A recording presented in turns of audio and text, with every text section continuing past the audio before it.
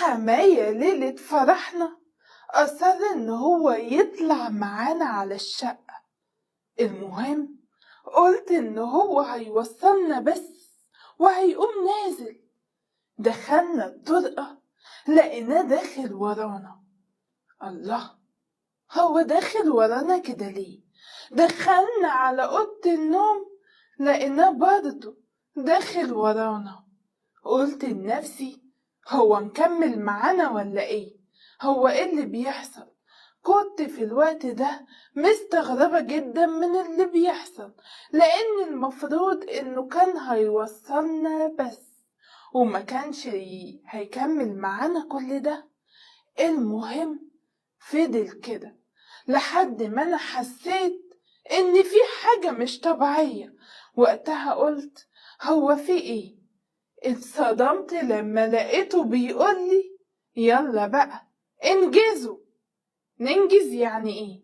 انا مش فاهمة حاجة. ايه اللي انت بتقولهولي ده؟ يعني ايه ننجز ويعني ايه الكلام ده كله؟ قال لي ايوه، خلصوا بسرعة كده وانجزوا علشان اخلص. خلص بسرعة ايه وننجز ايه والكلام ده كله ايه؟ هو انت سامع هو بيقول لنا ايه؟ ما تتكلم وتقول اي حاجة. قال لي في ايه؟ ما تهدي بس كده. وبعدين انتي مالك عمالة تكلمي ابني كده ليه؟ ويلا كده انجزي ويلا اقلعوا علشان نخلص من الموضوع ده. نخلص من موضوع ايه ونقلع ايه؟ هو في ايه؟ ما تتكلم وتقول له حاجة. انا بجد مش فاهمة خالص اللي بيحصل. قال لي اهدي بس يا حبيبتي، ما تخافيش. اهدي بس واطمني. اطمن يعني ايه؟ هو انت مش سامع هو بيقول ايه؟ هو انت مستوعب الكلام اللي هو بيقوله لي؟ فلقيت حماية بيقول لي في ايه؟ ما تهدي يا مرات ابني. وبعدين انا مرسي ابني على كل حاجة. سمعت كلمة مرسي ابني من هنا اتصدمت من هنا. يعني ايه مرسي ابنك؟ ويعني ايه الكلام ده كله؟ انا بجد مش فاهمة. انت ايه اللي انت بتقولهولي ده؟ المهم برضو كنت لاقية ان الكلام غريب جدا، وحقيقي كنت خايفة قوي. فقال لي في الوقت ده ايوه، انا ابويا معرفني على كل حاجة وهو اللي قايل لي كل حاجة من الاول. يعني ايه قايل لك على كل حاجة؟ انا مش فاهمة حاجة. قال لي ما انا قلتلك انا وابني متفقين وعارفين وقايلين على كل حاجة. يعني ايه؟ انا بجد مش قادرة افهم. الكلام ده بالنسبة لي غريب، حد يفهمني. فلقيت حماية بيقولي اهدي بس كده، بلاش العصبية واللي انتي فيه ده كله. عصبية ايه؟ اهدى ازاي؟ اهدى ازاي وانا سامعة منكم الكلام ده؟ عايزني اهدى ازاي وانا سامعاكم بتقولوا كلام غريب قوي انا مش فاهماه، وبتقولولي اهدى؟ اهدى يعني ايه؟ انا بجد مش عارفة ومش فاهمة اي حاجة خالص. قال لي يا بنتي اهدي، مفيش حاجة. وبعدين ما انا قلتلك ابني عارف كل حاجة ومرسيه على كل حاجة. فالمهم لقيت جوزي في الوقت ده بيقول طب خلاص يا بابا، هي دلوقتي خايفة وقلقانة، نأجل الموضوع ده لبكرة ونبقى نتكلم فيه ونشوف احنا هنعمل ايه. فقال له بكرة ايه؟ هو احنا مش متفقين على كل حاجة؟ قال له يا بابا معلش، ما هي دلوقتي خايفة وقلقانة اهو، بلاش ان احنا نضغط عليها قوي بالشكل ده وبلاش الكلام ده كله. فقال له لا بقى، هو دلوقتي احنا متفقين على كل حاجة من البداية وانت كنت موافق وما قلتش لا، انت هتيجي ترجع في كلامك ورأيك ولا ايه؟ يا بابا مش زي ما انت فاهم، بس دلوقتي هي اكيد خايفة وقلقانة من الوضع والكلام اللي بيحصل ده. فقلت لهم نأجل ايه لبكرة وما نأجلش ايه؟ انا دلوقتي حالا انا اللي لازم افهم، انا مش هقدر استنى لبكرة بعد كل الكلام اللي بيدور ده. انتوا اللي هتفهموني دلوقتي ايه اللي بيحصل بالظبط وايه الكلام الغريب اللي عمال يدور ده، لاني لازم افهم كل حاجة. فالمهم حماية قال لي ما تهدي كده شوية، انا مش عارف اتكلم ولا عارف اعمل اي حاجة. وبعدين هو انتي خايفة من ايه واحنا هناكلك؟ اهدي كده واطمني. اطمن يعني ايه؟ في ليلة زي دي طالع معانا وداخل ورانا ومكمل وبتقولي اهدي. يبقى عايزني اهدى ازاي؟ عايزني اهدى ازاي واسكت ازاي؟ انا بجد مش فاهمة. قال لي انتي اللي مكبرة الموضوع. لا، ما هو الموضوع كبير، مش انا اللي مكبراه. كلامكم هو اللي كبير وغريب، يبقى مش انا اللي مكبراه. حقيقي انا بجد مش قادرة افهمكم. فقال لي يو بقى، طب خلاص بقى. فأما جوزي قال طيب يا بابا، طب انزل دلوقتي وانا هتكلم معاها ونشوف هنعمل ايه والدنيا دي كلها. قال له يو، هو في ايه؟ احنا عايزين نخلص من الكلام في الموضوع ده، وبعدين بقى ما تسيبنا اتكلم في الموضوع واخلص. يا بابا، ما هي دلوقتي هي اتوترت وقلقت، خليني بس اتكلم معاها ونشوف اخرة الموضوع ده ايه والكلام ده كله. راح قال له لا، خلينا نتكلم دلوقتي ونخلص. قلت له طب بقول لك ايه بقى، اسكت انت دلوقتي. في ايه يا حماية؟ اتفضل قول انت عايز تقول لي ايه. انا دلوقتي قلبي اتقبض وبقيت قلقانه جدا ومش فاهمه انت المفروض عايز تقول لي ايه، والكلام الغريب ده كله اللي ده اخرته ايه، وحابب توصل لي ايه. فقال لي اصل يا بنتي الامر مبتدئ ان كل عيالي جايبيني احفاد ولاد. استغربت. طب وفين المشكلة في كده يا حماية؟ طب ما هو دي حاجة حلوة. قال لي لا، انا راجل ما بيحبش اصلا الولاد، وكان نفسي ان انا يبقى عندي بنوتة، وللأسف معرفتش ان انا اخلف من مراتي بنوتة.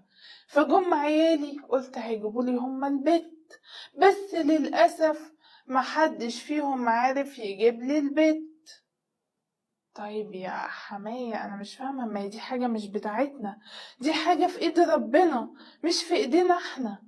قال لأ، أنا عارف إن كل ده في إيد ربنا وأنا مقدر كل ده، بس أنا عايز إن يبقى عندي حفيدة بنت، ولما يبقى عندي حفيدة بنت أنا هكتب لها جزء كبير جدا جدا من فلوسي، ويعتبر من أملاكي ومن كل شيء أمتلكه. سمعت الكلام ده اتصدمت. انا حماية راجل اساسا غني جدا ومقتدر وحالته المادية كويسة قوي، فان هو يعمل حاجة زي دي فطبعا كانت حاجة غريبة، وفي نفس الوقت كنت بصراحة كده زي ما تقولوا عينيا زغللت ودمعت. طب يا حماية مش فاهمة برضه انت كنت عايز تقولي ايه؟ فكنت عايزة اتكلم معاكم انكم تحاولوا تجيبولنا بنوتة. طب يا، ما هي دي مش بإيدي ولا حتى بإيده، دي حاجة بتاعت ربنا، ايش ضمننا ايه اللي هيجي؟ ما هو كل اللي يجيبه ربنا كويس. فقال لي انتي يعتبر هو اخر عيل عندي، وهو الوحيد اهو اللي هو لسه متجوز وكده، فانا عايزكم تحاولوا تجيبولنا البنت. المهم انا ما بقيت سمعت الكلام ده وانا طبعا قلقت، اصل دي حاجة انا هعملها ازاي يعني؟ هتصرف فيها ازاي؟ ما دي اكيد مش بايدي ولا حتى بتاعتي، دي بايد ربنا، هو اللي بيرزقنا اذا كان الولد او البنت، فدي حاجة مش بايدي نهائي.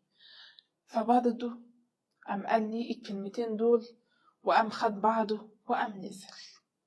المهم بصيت لجوزي كده وقلت له طب هو انت ليه ما قلتليش الكلام ده كله من الاول؟ ده انا قلقت وفهمت غلط. فقال لي ما انا مش عايزه اقلقك من دلوقتي، وبعدين ما انا عارف ان الكلام ده مش بايدي ولا بايديكي، ده في ايد ربنا، هنعمل ايه؟ بس ابويا مصر ومصمم زي ما انت شايفه كده، ونفسه ونور عينه ان هو يبقى عنده بنت. طب ما طب ما هو دي حاجة حلوة، ده بيقول ان هو هيكتب لها جزء كبير جدا من الفلوس. قال لي في ايه؟ هو انتي من دلوقتي هتفكري في الفلوس بدل ما نفكر ان ممكن الطفل ده يجي مثلا في حاجة وحشة ولا حاجة؟ لا لا، شيلي خالص الفلوس من دماغك، انا اصلا ما بفكرش في الفلوس، اللي يجيبه ربنا كويس. المهم سكت، بس من جوايا كنت بجد عمالة أفكر جدا ومش عارفة، وكنت هموت وهتجنن على الفلوس دي. ما أنا عارفة أملاك حماية عاملة ازاي، وعارفة كل الحاجات اللي مع حماية، فبصراحة عيني كانت لامعة بالفلوس وكنت طمعانة قوي.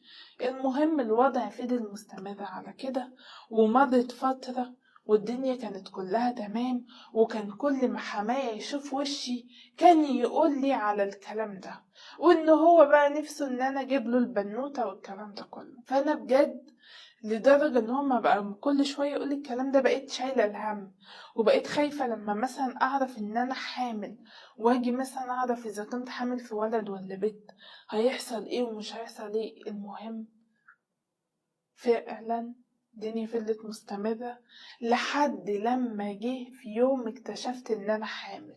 البيت كله كان طاير من الفرح، وحماية قال اخيرا هيجيلنا البنت. قلت له طب ما انت ايش ضمنك ان هي ممكن تكون بنت؟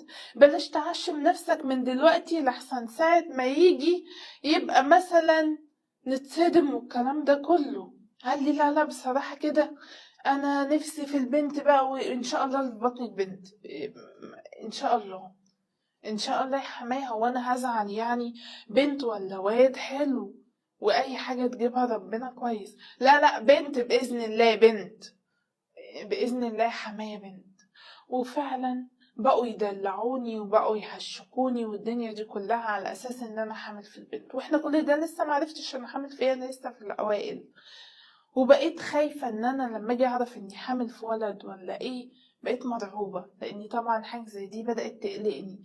فضل الوضع مستمر بيا على كده لحد ما جه الوقت اللي انا خلاص المفروض هعرف فيه جنس المولود.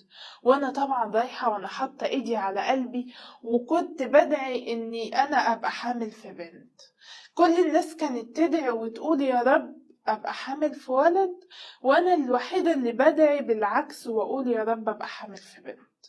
رحت فعلا للدكتور وبدأ يفحصني، وكان معايا في الوقت ده والدتي.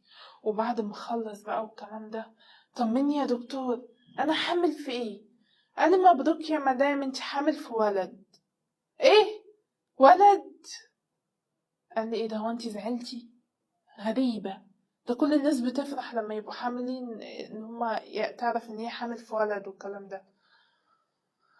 لا انا وضعي مختلف. طيب شكرا. المهم برضه اتضايقت اوي، وانا بقى عمالة اقول لا انا كنت عايزة ابقى حامل في بنت. وبقيت افكر انا المفروض اعمل ايه. جت في بالي فكرة، واني انا في الوقت ده ممكن مثلا اجيب بنت من الملجأ واحطها مكان ابني، او اقول ان انا مثلا جبت توأم والكلام ده كله، وابقى جايبة بنت فيهم من الملجأ. بس في نفس الوقت مش عارفة وخايفة، وفي نفس الوقت خايفة ان الدنيا دي كلها تقلب عليا. فانا مش عارفة اعمل ايه. ارجوكم قولولي اعمل ايه. دي المشكلة اللي جاتلي النهاردة من صاحبة المشكلة على رسائل الصفحة، وزي ما انتوا سمعتوا مشكلتها بالظبط. مبدئيا كده لا طبعا اوعي تعملي كده، وبلاش تخلي الفلوس تزغلل عينيكي بالشكل ده، لان للأسف الفلوس في اوقات كتيرة بتكون لعنة جدا على صاحبها. ايش ضمنك ان انتي لما تعملي كده وتبني حياتك على كذبة؟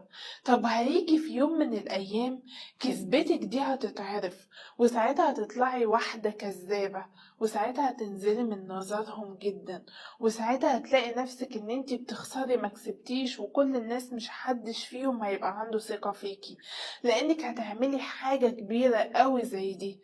يبقى استحالة، ما ينفعش ان انتي تعملي كده، حرام. ما ين... اللي يتبني على باطل فهو باطل. اي حاجة هتتبني على كذبة نهايتها هتبقى وحشة. الكذب في الاخر ملوش رجلين، الكذب في الاخر هيبقى مؤذي ليكي وهيبقى مؤذي على جوزك. طب ما هو كده كده جوزك هيبقى ليه حق في الورث بتاع ابوه، وهيبقى ليه حق في الفلوس دي كلها. فانت ليه تبصي بالطريقة دي؟ طب نفترض ان انت فعلا عملتي اللعبة دي، وفعلا الدنيا مشيت تمام واتكتب الفلوس دي للبنت اللي انت هتجيبيها من الملجأ. طب مش ممكن انتي تاخدي الفلوس دي وتقومي صرفتيها على مرضك، او على حاجة وحشة جدا فيكي، او تقعي في مصيبة او تقعي في مشكلة وتلاقي نفسك خسرتي كل الفلوس دي علشان خاطر انت طمعتي وعلشان كنتي انانية وفكرتي بطريقة للأسف ما كانتش تنفع. فاحنا لما نيجي نفكر في حاجة لازم نبص للجوانب، الحاجات اللي ممكن تعود علينا. هيعود علينا حاجات سلبية وحاجات حلوة، هيعود علينا ده وهيعود علينا ده. فالمهم ما ينفعش ان انتي تعملي كده، صدقيني هتندمي وهتخسري جدا، لان الفلوس دي هتتعبك وهتوصل ان هي ممكن في الاخر تصرفيها على حاجات بشعة جدا. هتلاقي نفسك ان انتي ممكن تصرفيها على حاجات مؤذية ليكي، مرضك، هتقعي في مصيبة، هتقعي في مشكلة، هتعملي اي حاجة. فاوعي تعملي كده، ارضي بالمكتوب. المرة دي ما جبتيش البنوتة، ممكن المرة الجاية تجيب البنوتة.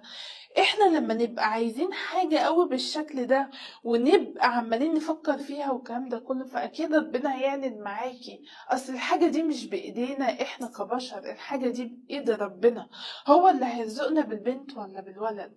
فانتي احمدي ربنا ان ربنا رزقك بولد، اهم حاجة ينزل معافي وصحته سليمة.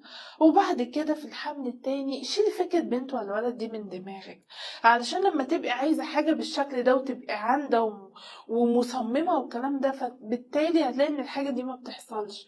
لكن لما تسيبيها على ربنا وتقولي يا رب زي ما تيجي تيجي، انا راضية باللي انت هتكتبولي، واللي انت هتكتبولي كله هو خير، وانا راضية بأي حاجة انت هتكتبها لي.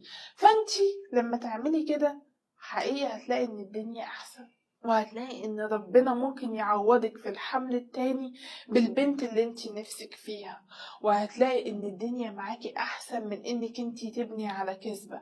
وفي الاخر انتي هتفضلي تبصي للبنت دي وانتي عارفة انها مش بنتك، وانتي عارفة ان انتي جايباها من ملجأ او اينما كان انتي هتعملي ايه وقتها. فانتي مش هتقدري تحبيها نفس الحب، وهتلاقي نفسك ان انتي جايباها تقضية واجب. هتلاقي نفسك ان انتي من جواكي لا انا مش متقبلاكي. طب وعلى ايه تظلمي البنت اللي انتي هتجيبيها وتظلمي نفسك وجوزك وتظلمي كل اللي حواليكي؟ احمدي ربنا وقولي يا رب قومني بالسلامة ويبقى الطفل اللي جوايا سليم معافي ومن غير اي امراض. دي الدعوة اللي انتي تدعيها، ما تفكريش في اي حاجة تانية، وربنا بيعوض. ارضي بأي حاجة مكتوبة وقولي الحمد لله دائما وأبدا. ولما بنحمد ربنا على كل حاجة العوض في الآخر بيكون كويس جدا.